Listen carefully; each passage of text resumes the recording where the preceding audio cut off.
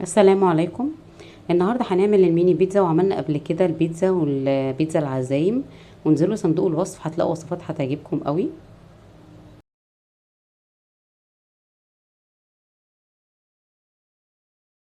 يلا نسمي بسم الله. معانا نص كيلو من الدقيق متعدد الاستخدامات، معلقه كبيره خميره فوريه، معلقه صغيره بيكنج باودر، ربع معلقه ملح، واخلطهم مع بعض كويس قوي.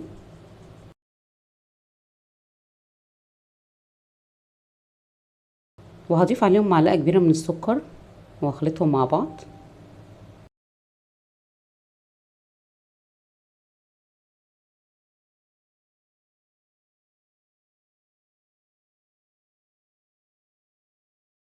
وهضيف عليهم معلقتين كبار من الزبادي. الخطوه دي اختياري، يعني ممكن لو مش حابين، بس انا بحط الزبادي عشان بيديها طراوه كده وبيعلي القيمه الغذائيه.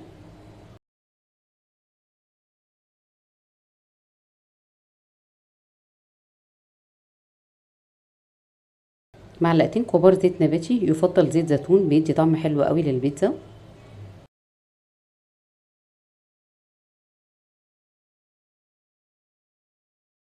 وهخلطهم مع بعض كده.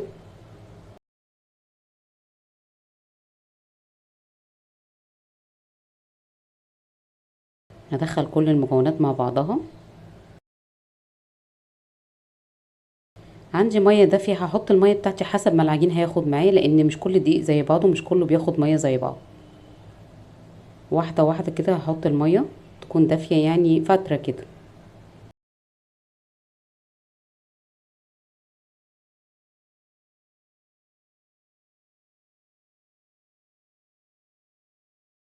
هبتدي اعجن بايدي كده.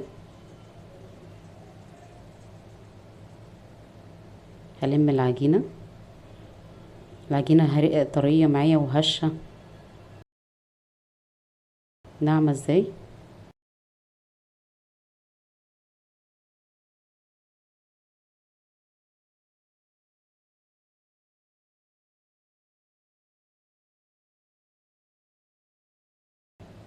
نص الدقيق اخد معايا كوبايه ميه. وطبعا حطينا زبادي وزيت. هسيبها كده نص ساعه تخمر ونرجع لكم تاني.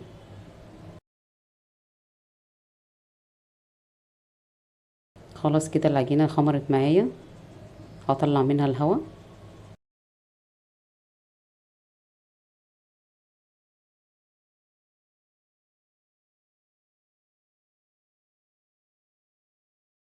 وهقسمها نصين. هغطي نص عشان ما ينشفش مني، وهشتغل في النص التاني. هرش كده رشة دقيق.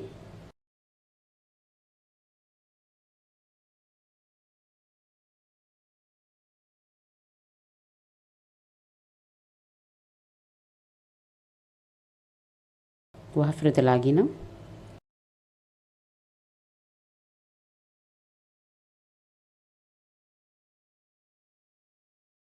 تتفرد معايا بكل سهولة.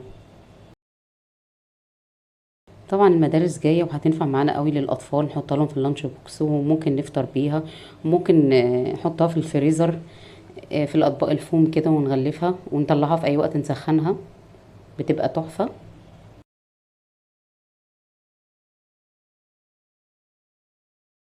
هفردها بالشكل ده. أنا مش عايزة سمكها يبقى قليل قوي عشان ما تتحرقش مني في الفرن. انا عايزه سمكها نص سنتي كده.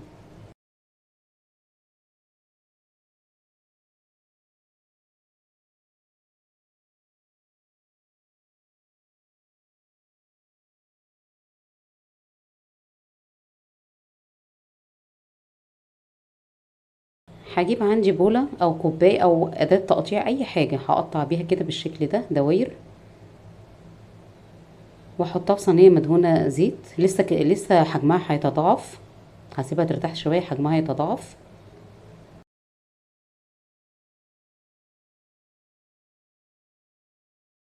البوله هبقى دهنها من تحت زيت عشان تتقطع معايا بكل سهوله، او دقيق.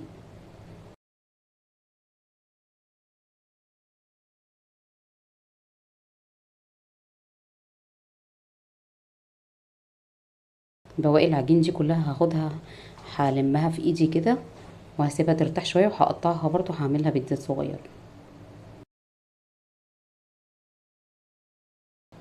هاخد الجزء التاني برضو هفرده واقطعه.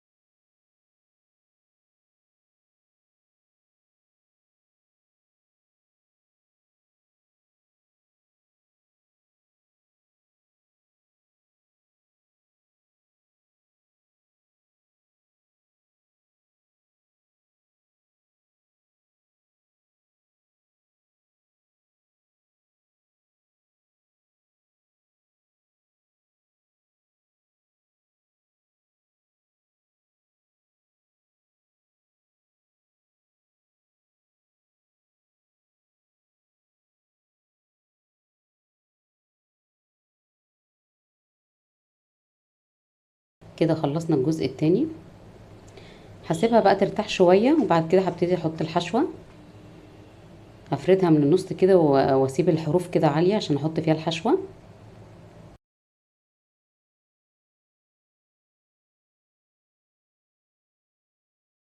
معايا جبنه موتزاريلا وجبنه رومي مبشور وفلفل الوان وزيتون شرايح، ومعايا صلصه.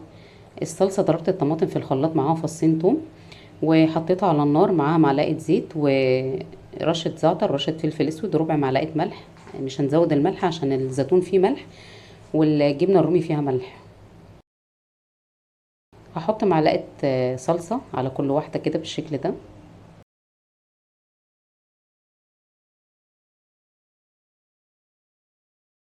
الصلصه لازم تبقى متسبكه، وبرده التوابل اللي فيها دي بتدي طعم حلو قوي للبيتزا. ممكن نحط كاتشب، نحط صلصه معلبه معاها معلقه زيت وزعتر وفلفل اسود.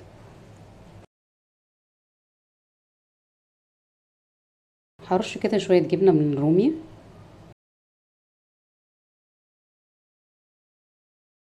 يعني ممكن نحط اي حشوه، ممكن نحط صدق، نحط لحمه معصجه، بسطرمه، سوسيس، اي حاجه. بس انا عاملاها ايه، مارجريتا كده خفيفه. جبن وزيتون وفلفل الوان. واحط شرائح الزيتون كده بالشكل ده، والفلفل الالوان.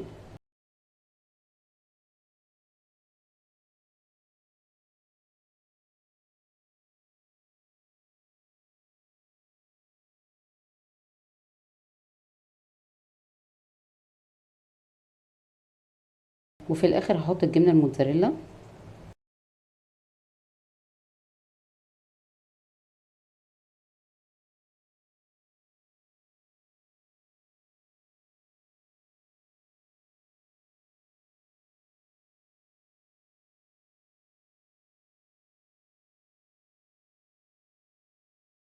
هنعمل صينيه تانية بنفس الشكل. افردها كده من النص واسيب الاطراف عاليه.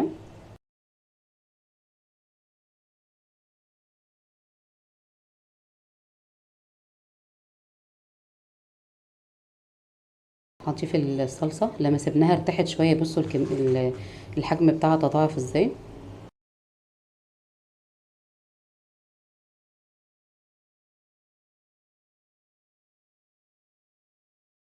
هضيف الجبنه الرومي،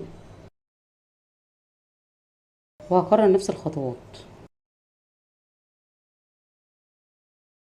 الزيتون والفلفل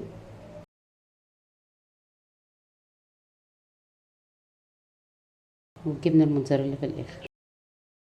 هدخلها على فرن يكون متسخن مسبقا على درجه حراره 200. يا دوب كده من 7 ل10 دقايق هلاقيها احمرت من الجناب ومن تحت. هشغل الشوايه، الجبنه تسيح وتاخد لون، واطلعها على طول. هنعمل تالت صينيه. هفردها برضو من النص كده، هخلي الاحرف عاليه. هضيف الصلصه وهكرر نفس الخطوات.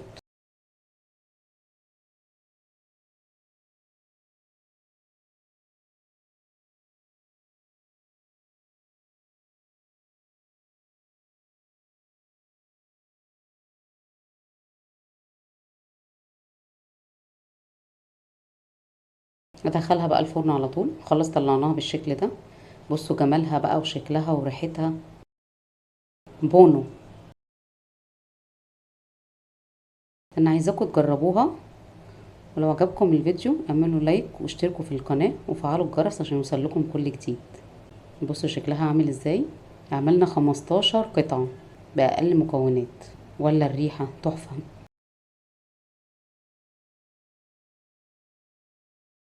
يلا كده ندوق. بصوا طرية ازاي ومحمرة ازاي من فوق ومن تحت، وهشة من النص وجميلة ازاي. روعة.